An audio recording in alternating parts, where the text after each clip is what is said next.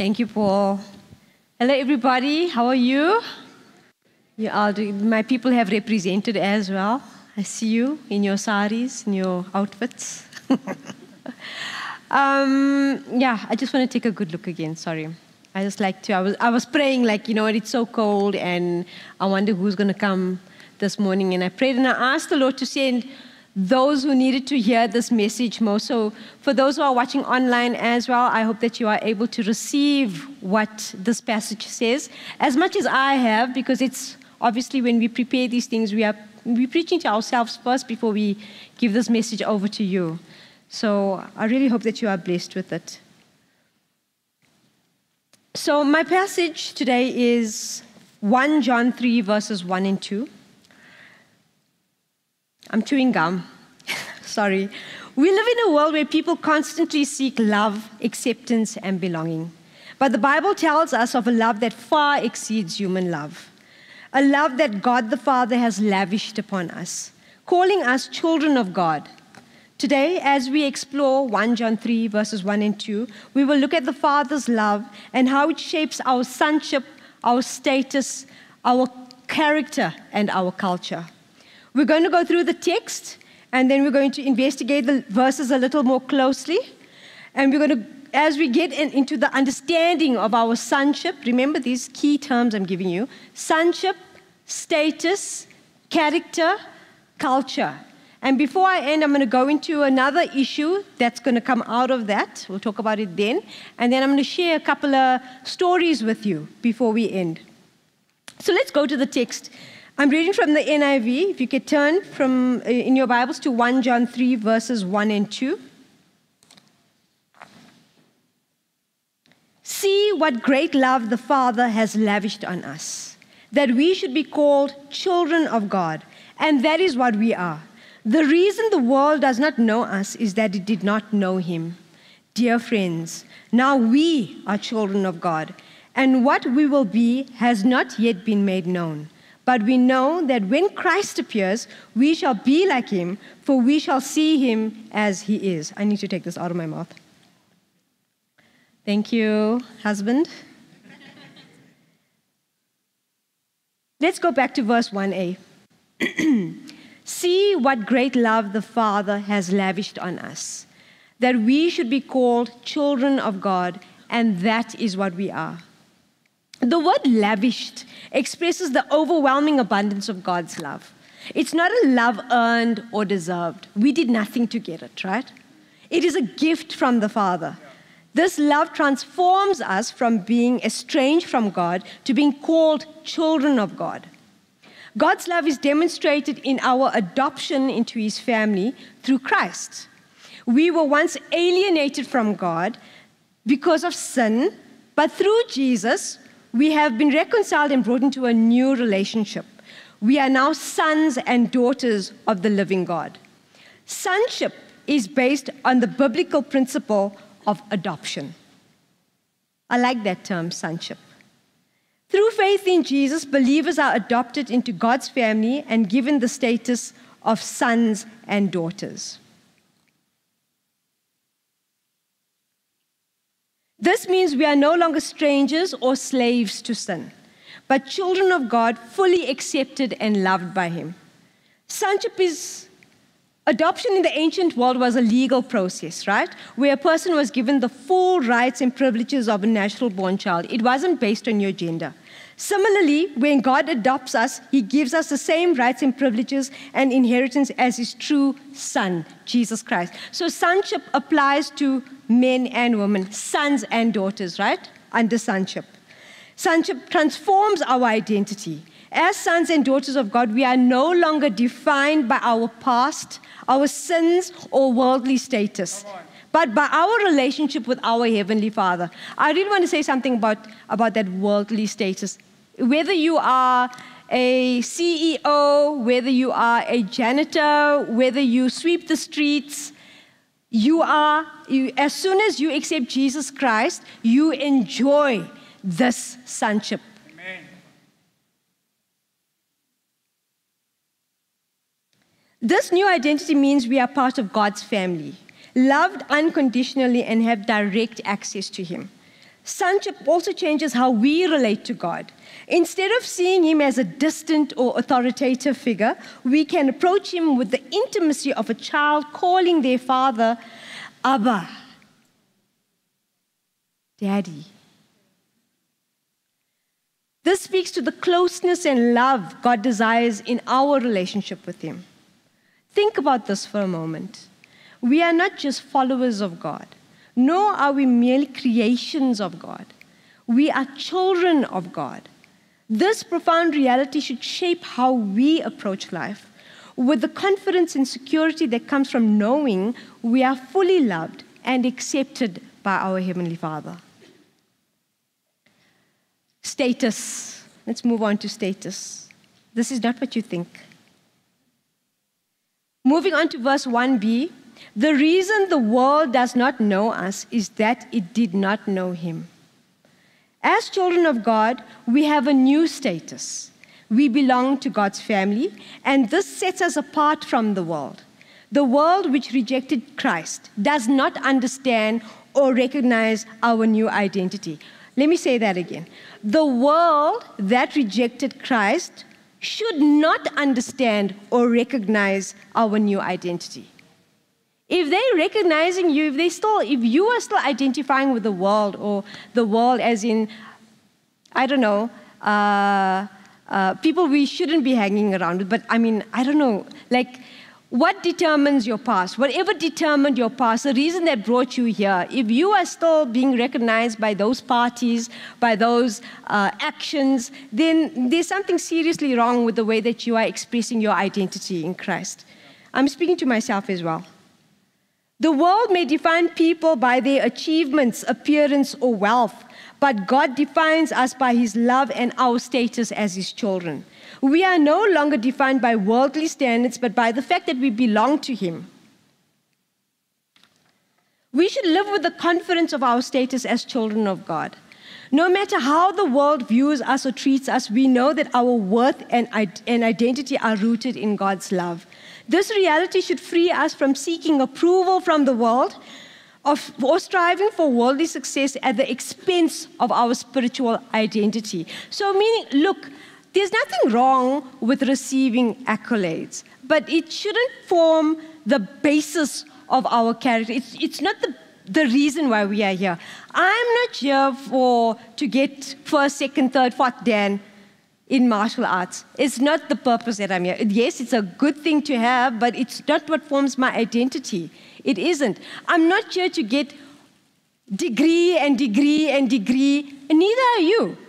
What is that? What's the purpose of it? What is it? That's not the status. You can climb the corporate ladder, but where is it going to get you? What are you climbing for? Who are you taking with you? Who are you leaving behind? Who are you stepping on to get there? Imagine someone who has been given a royal title but continues to live governed by the lowly standards of society. As children of God, we have been given a royal status in God's kingdom, yet many of us still live with insecurity, unaware of the incredible position we have been granted.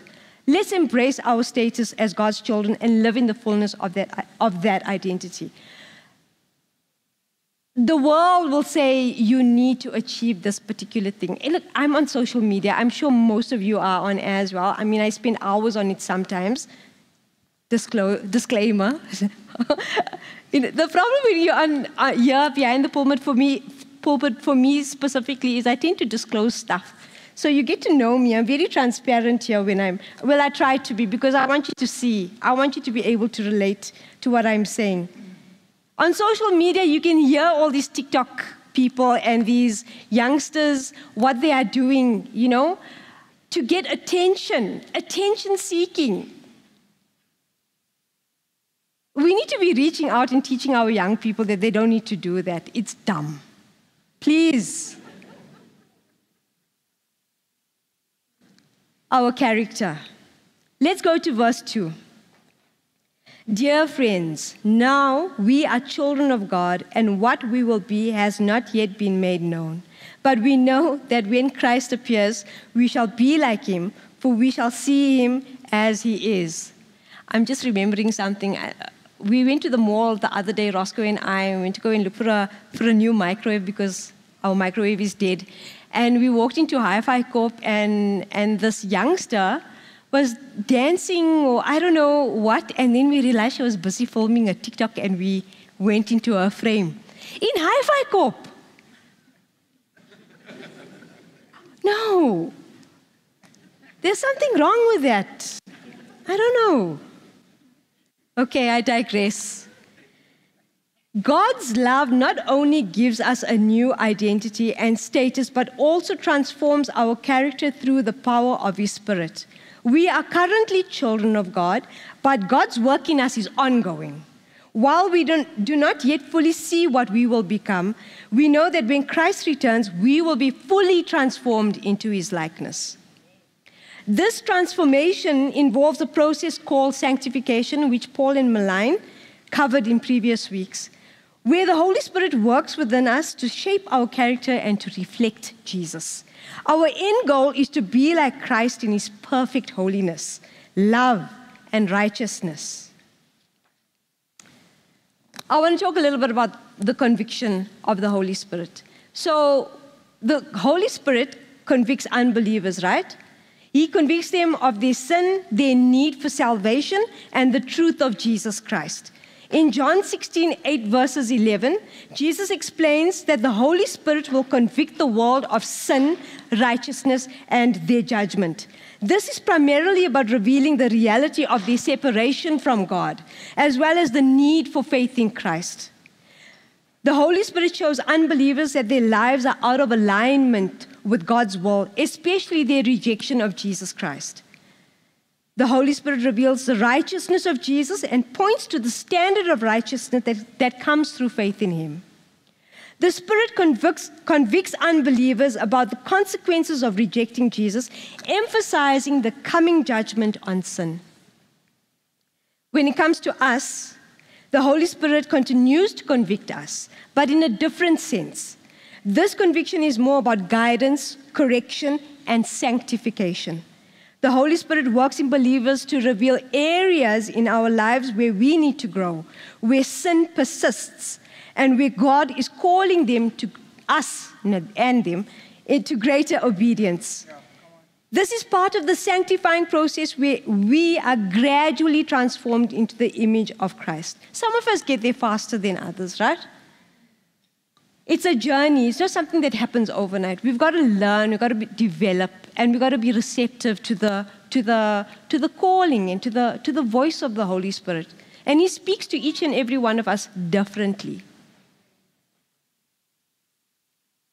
Regarding correction, when we sin, the Holy Spirit convicts us, urging repentance and turning back to God as quickly as possible.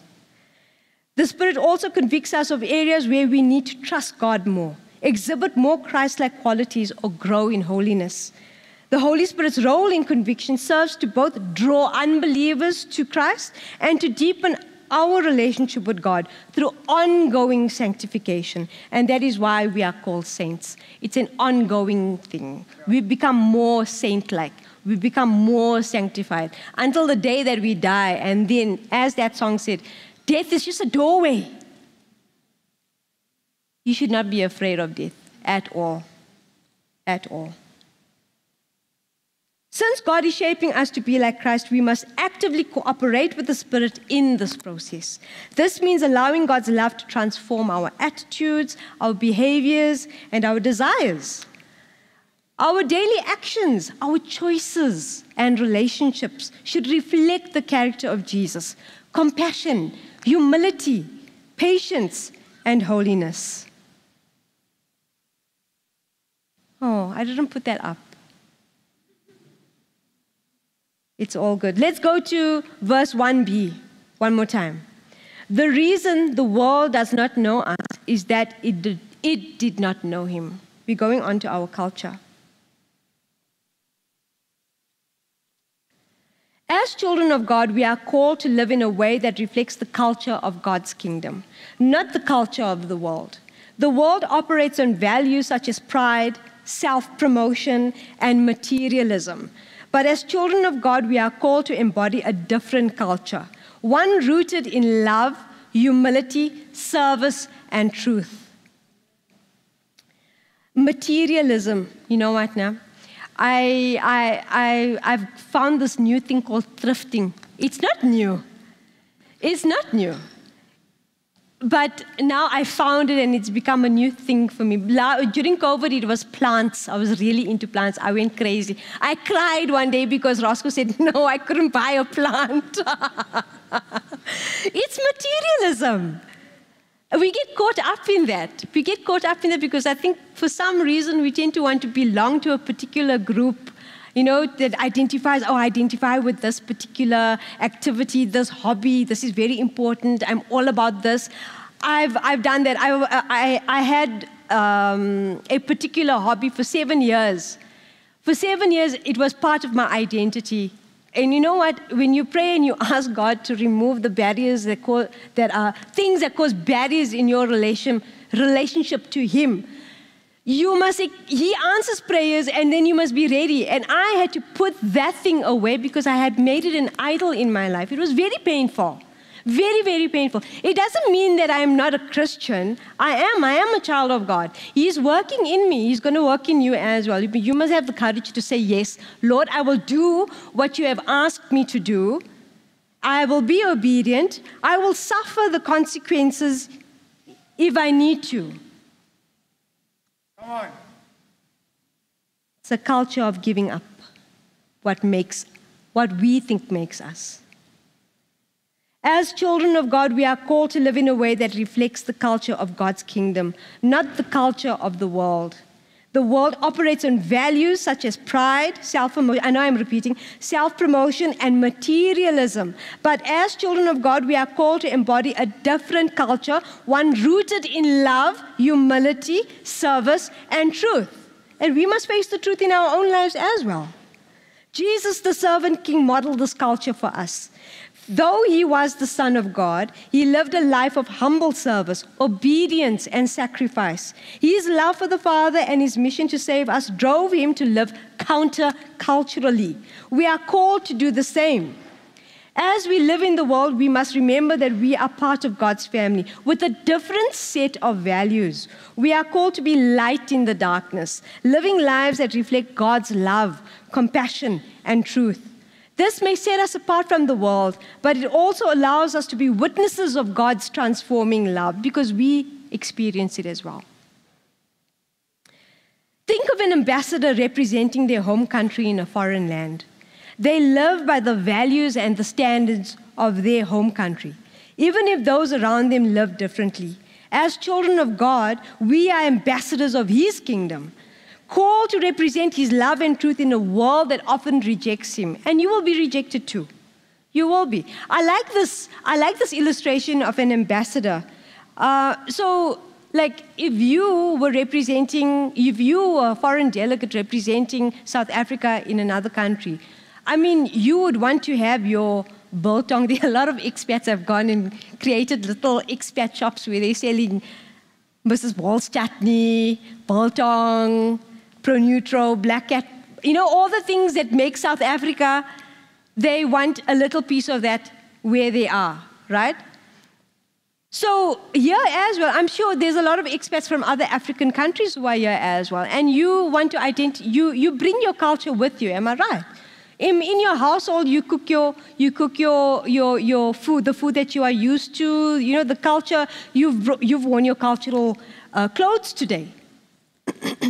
And you introduce other people to that. When other people, South Africans or other people from different cultures come into your home, in my home, okay, I'm from Lenasia, right? That country is right here. It's not far. Come from the far-off country of Lenasia all the way to Randburg. But I brought my idioms, my Lenasian ways to Randburg. I don't know if that's a good thing or a bad thing, but I don't know. Time will tell. My point is, you introduce people to your culture. It's exactly the same way this is what God expects us to do. We've got to introduce other people to our Christian culture. Now, there's a good side and a bad side, because I think some of us, we just go too far, right? And we become, you want to start preaching to people. And that's not a bad thing, but at least get to know the person. I mean, really, put yourself in their shoes first before you try to push the gospel down their throat, because we tend to do that. We judge people from a distance. Oh, look at how they dressed. I could have worn a sari today. But it's too cold. I wasn't going to do that. But a sari, some people find it's not very conservative. It's not a conservative outfit in some cultures. But, if you're a Christian, you're going to see somebody else dressed what you consider inappropriately, you judge them. Christians are not supposed to dress like that. I'm speaking to myself too, guys, not only you. Earlier on, I said that I want to talk a little bit about 3 stories, right? I watch a lot of, like I said, and I'm sure you all do, in my spare time, I like to watch Paternity Court. And this one particular case yesterday while I was watching, this guy was, who had already divorced the mother of his child, was suing her now because their child, according to him, is ugly. It's a little baby. Ugly. According to him, he had experienced a lot of privilege and a lot of benefits because of his looks. And because this child, according to him, his opinion, did not exhibit the same level of attractiveness that he has. And now he's suing the mother of that child. It is funny. It is. You think it's funny for the child? It's very sad. It's very sad. That child is going to watch that video one day because the internet, everything lives there forever, right? Can you imagine the rejection he's going to feel based on his looks? His own father does not think that he's deserving of the same privileges, same benefits that he had because of his looks. I have another very sad case to talk about. So Rosk and I, we deal with a group of children that come from the Windsor area, and there's one particular child who is in a program that we are running with 2 primary schools, 2 nursery schools. And she's going to go to grade R next year. So now the problem is the schools don't want to accept her, the government schools, because she doesn't have a South African birth certificate, even though she was born in South Africa. So we have these, what is it, Miss South Africa lady now, the other day? What's her name?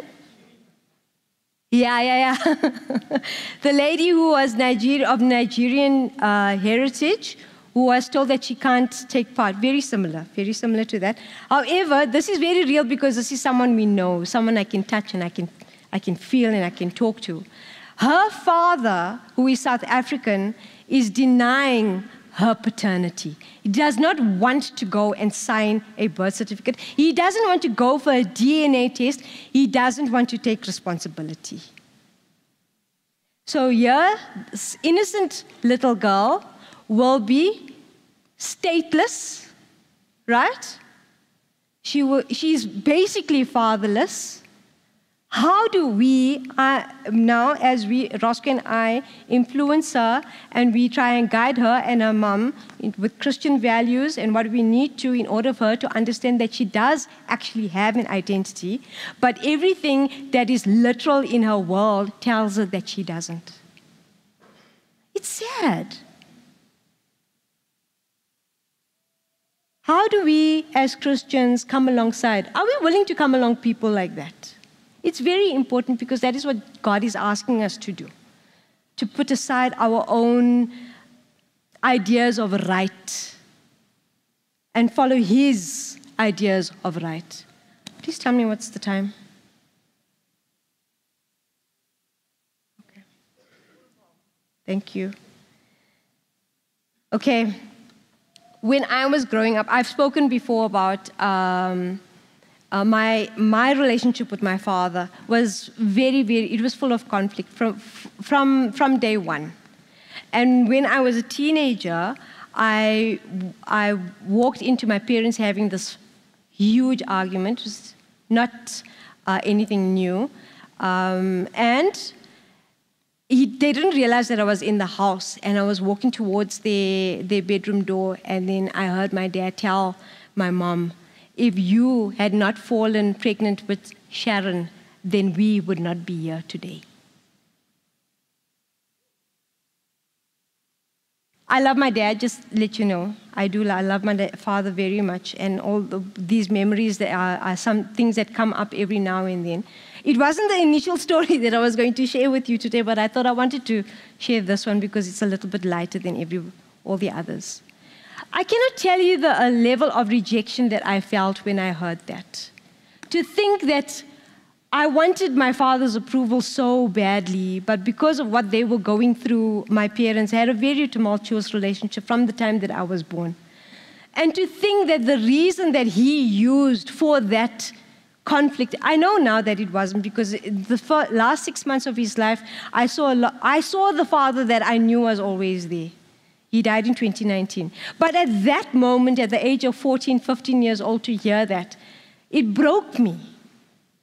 It broke me to know that all the violence, the domestic abuse, everything that was going on, my father had used me. If you had not fallen pregnant with, like he didn't have any part.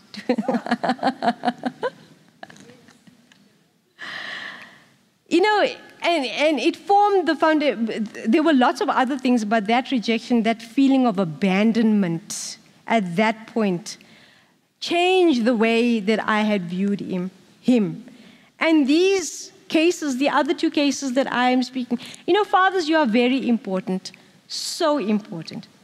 Even though I had that thing with my dad, that rejection, that I heard those words coming out of his mouth, you know, he regretted it when he saw that I was standing behind him.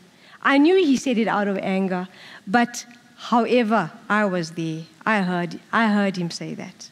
My daddy say that. I know that there's a few of you here that may have had the same experience. Maybe not specifically with a father. It could have been a grandfather.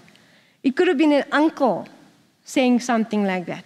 Someone in a figure of authority in your life, a teacher.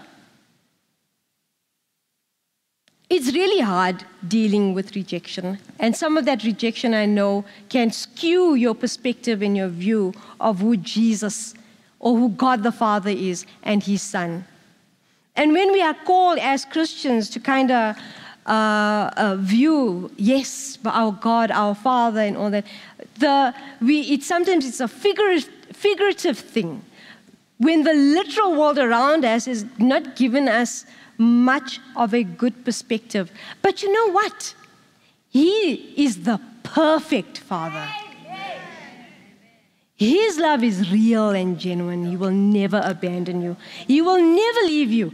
I know this. I can tell you from experience. And there's plenty others here that can tell you from experience as well. I'm not the only one that has experienced that. I don't just get the chance to come and say it from here at this pulpit. Even the fact that I am here, standing here, is He led me by His hand. It's the truth. Plenty of you have got stories like that. I really, really do not think that I'm the only one. You probably have worse stories than I do to say about the father figures in your life. Some of you don't need to go through those experiences to empathize.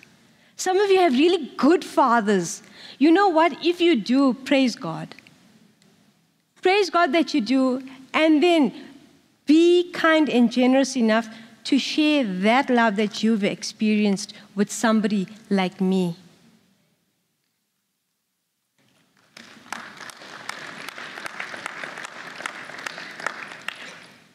Let us not take the love and peace in our own lives for granted. If you are struggling with that piece of rejection that's still holding you back, I am encouraging you, forgive. As I said, in the last 6 months of my father's life, I got to see the father I knew who was always there. But he, like me, is also a child of God, going through a sanctification process. I had to forgive him. After he died, I still had to forgive him. I had to forgive him for lots of stuff, but during those 6 months that I had with him, after reconciling with him, and that's a story for another day, but during that 6 months, from March to August, I saw God just took everything away. He took it all away so that I could minister to my dad. It was my first year of Bible college in 2019. And going through that process with my dad, just looking at him, this man, I told you before, he was a gangster. My dad was a bad guy. I say it with a smile on my face because some of the things is really impressive. He was full of charisma. I got all the good things from him, praise God. I did. But, during the last, so those 6 months, I was ministering to him. I introduced him to some other friends at Boksburg that were ministering to him while he was preparing to die. He knew. I knew. We planned his funeral, what he wanted, the flowers, everything before he died. And he died in his bed next to my mom. Next to my mom, who endured 40 plus years of abuse. That was the place where he wanted to be. While I was preparing the sermon, I was telling Roscoe, how running past things, he's my springboard, obviously. And this thought came into my head about the things that I had experienced. And I realized that knowing, the evidence that I have, what is the evidence that I have in my own life to say that I am living counterculturally, to say that what I'm actually preaching is something that I'm walking. And it dawned on me that all of that abuse, all of those memories, all of those things, I would do it again, knowing that my Father is in heaven. That what we did in those 6 months is more valuable, is more worthy, is more precious than the 40 years before. Forgiveness, it's redemption. If we do not forgive, and the quicker you forgive, the better. You might have to forgive a few times. Yes, for the same thing. Because the memory will come again and again and again, and then you forgive and you forgive and you forgive. And then it becomes easier, and you realize, you know what, there was a reason for this. I'm grateful for the experiences that I've been through. Some of them are not so lekker, and I'm not proud of them, obviously, but I get to relate to a lot of people. But like I said, you don't have to have those experiences. You can just ask God to help me be in that person's shoes. Please.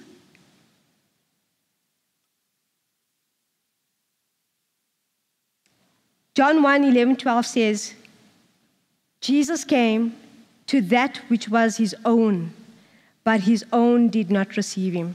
To those who believed in his name, he gave the right to become children of God. Amen. Being a Christian is not easy, but it's so worth it.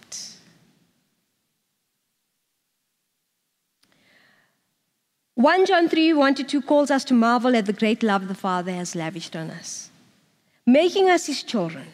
His love defines our sonship, gives us a new status, transforms our character, and shapes the culture in which we live. God's love is not passive. It is active, shaping every part of our identity and calling. As children of God, we are invited to live in the reality of this love, allowing it to transform us and guide how we interact with the world. Let me give you some calls to action. Embrace your sonship. Do you truly believe that you are a child of God? Let his love define who you are no matter what the world says. Live in your status. Don't seek approval or validation from the world. Your identity is secure in Christ as God's child. Yes. Pursue Christ-like character. Allow God's love to transform you daily, shaping you into the image of His Son. Create a kingdom culture. Live in a way that reflects the values of God's kingdom: love, humility, service, and obedience. Can you do that this week? You're going to try? Please? How do you apply this? Reflect on your identity. Regularly remind yourself that you are a child of God. Love deeply and unconditionally by the Father. When negative thoughts about your worth creep in, counter them with the truth of 1 John 3, verses 1. You are a beloved child of God. Pray. Begin each day by thanking God for making you His child. Ask Him to help you live out your identity as sons and daughters. Look, once you must be ready. You may not be ready for what God is going to do in your life, but we have the Holy Spirit to help us.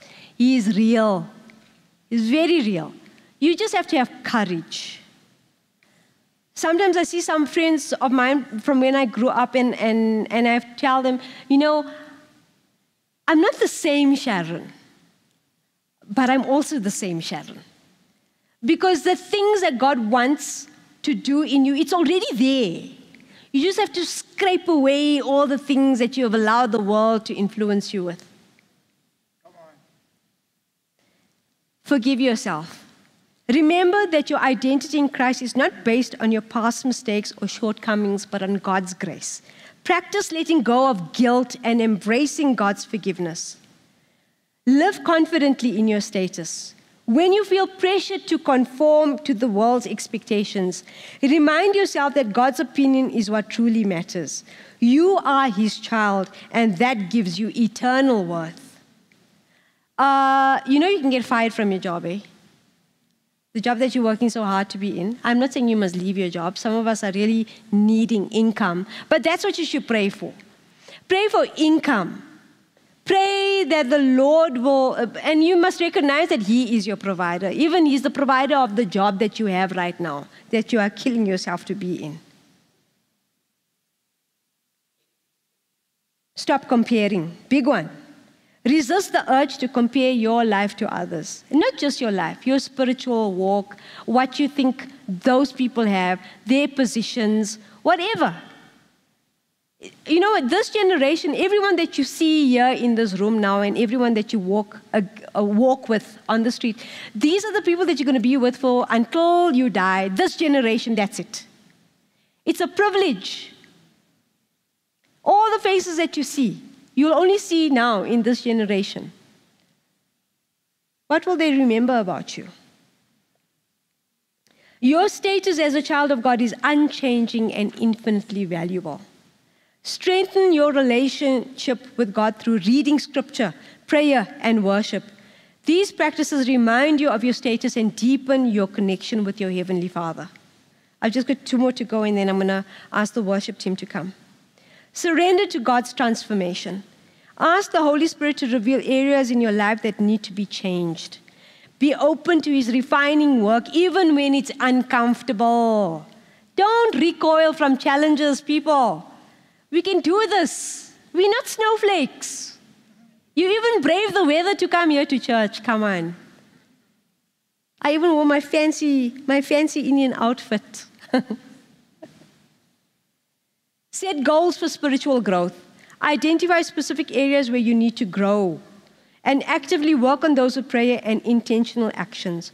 Hold yourself accountable by sharing your goals with a trusted friend or mentor. But you've got to first take that first step. You must be accountable. Don't wallow in self-pity. It is counterproductive. We don't need that. You can be miserable for like an hour or 2 hours or whatever, but get over it. Please. Be a light in your community. Whether in your workplace, school, or social settings, seek opportunities to live out your faith. This could involve showing love to those who are marginalized, forgiving when it's hard, or sharing your hope in Christ with others. I didn't go according to my plan, my papers, my 10 pages that are here. And I'm glad, because sometimes we need to be flexible with the Lord, right? So I'm going to invite the worship team to come up. And while they're coming up, and they're going to sing a very special song that I've been also meditating on for the past week while I was preparing the sermon, because I had to deal with this issue of rejection, because I don't want my rejection or those things that cause rejection in my life to skew my view and my vision of the Lord.